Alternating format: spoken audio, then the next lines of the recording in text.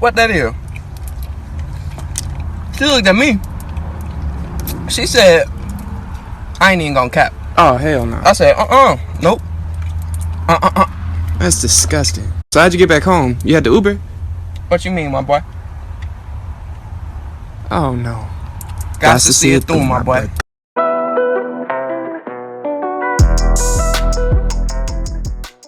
Hello, welcome back to my YouTube channel, Daria&Co. Today I'll be hopping right in, talking about the medical school application and my experience completing it during a pandemic. The medical school application cycle lasts about a year, and it includes 4 main sections that I'm going to break it into, which is the MCAT, the primary application, the secondary application, and interviews.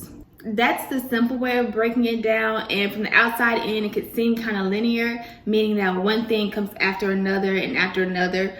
But having gone through the cycle, and I think I can speak for a lot of people, it's a whole lot going on throughout the whole thing. So even if primaries comes before secondaries, which comes before interviews, it's gonna be a whole lot of mumbo jumbo, no matter how organized you are.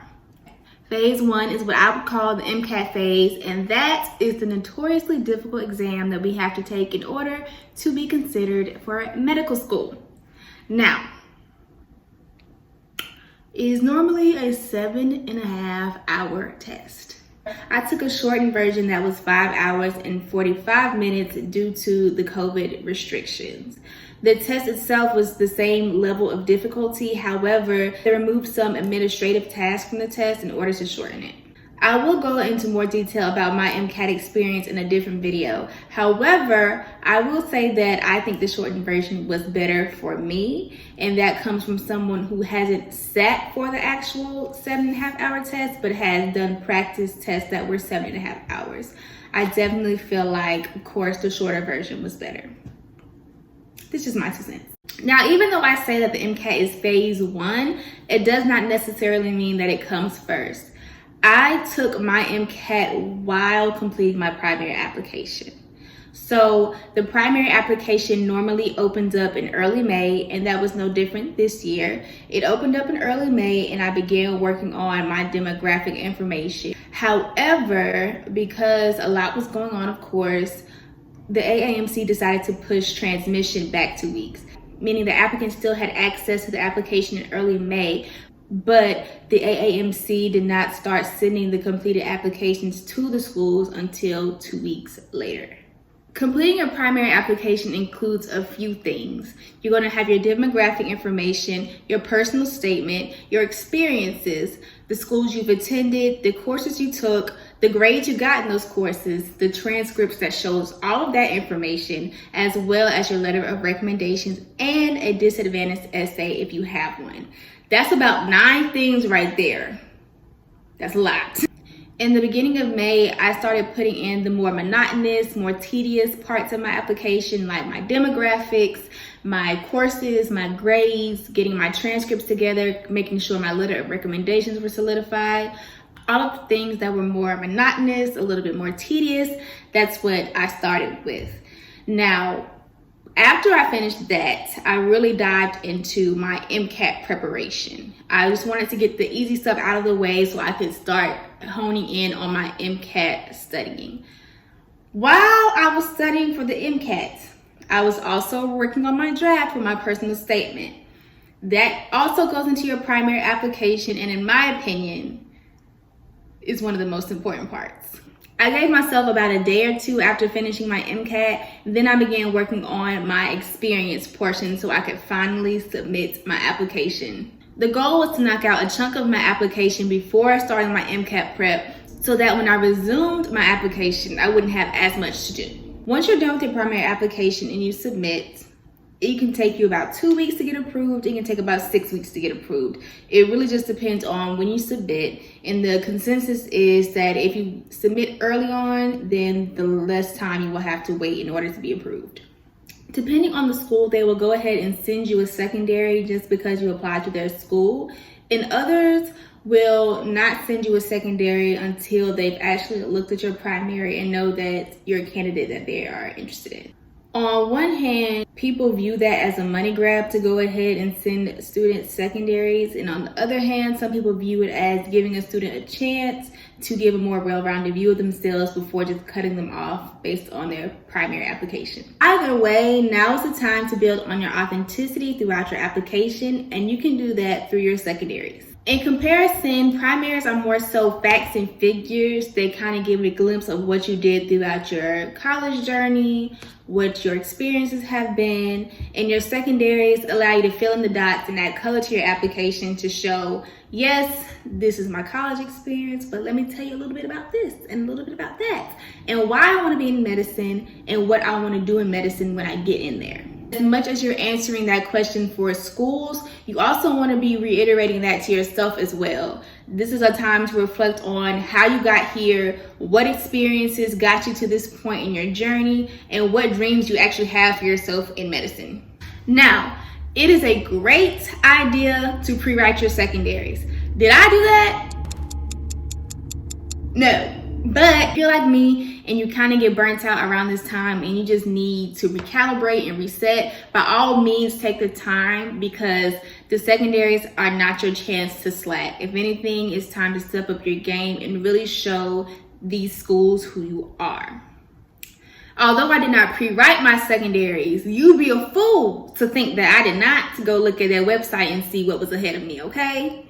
I used these websites in order to organize what I needed to write and what schools I needed to send them to.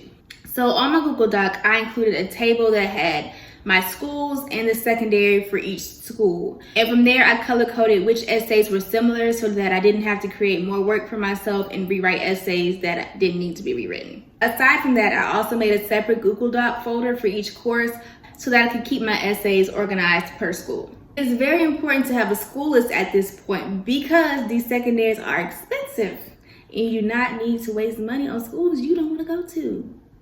It makes no sense. It will make sense to you. Why?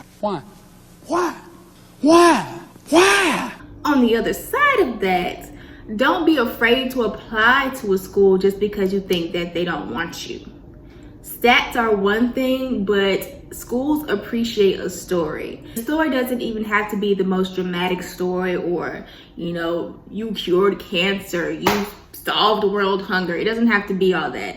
Just like I've been saying, be authentic. And if a school wants you, they'll want you. But you have to at least put yourself out there for them to want you. Take a breather because you have some time before interviews start rolling in, speaking into existence. While waiting for interview invites, you can go ahead and start preparing for them by Googling medical school interview questions, or you can go to YouTube and there are a lot of resources there as well. I did both and they were very helpful to me. You can also do mock interviews if you have access to them, but if you don't, Google and YouTube are your best friends. Preparing for your interviews, make sure that your answers seem thought out and that you've actually given this topic some consideration. However, make sure they're also not robotic. When you get to interview day, as scary as it seems, 9 times out of 10, it should be like a conversation between two people or multiple people. Some questions will truly be out of the blue. Like, you can't really prepare for the day where someone will ask you what kind of purse you think you are. Do you think you're a Birkin or a Chanel bag? You're just not going to be prepared for that. So just say what you feel at that moment. This is your time to show them who you are on the spot. Like, you don't have to think about that. Just choose one and go with it. I legit got asked a question along those lines. It wasn't that exact question because, of course, I can't say that, but it was along those lines. And actually, I really enjoyed that because it just made it more lighthearted and more fun. Like, that's just the interviewer trying to have some fun with it. Like, have some fun.